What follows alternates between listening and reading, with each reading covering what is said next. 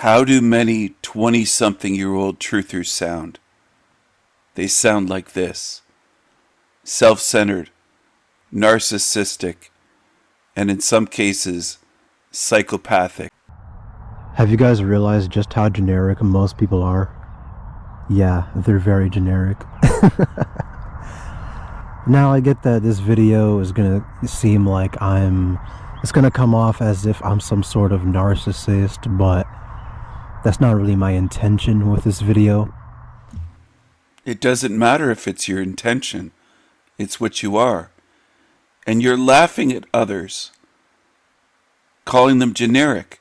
What's so funny about that? What's so funny about it?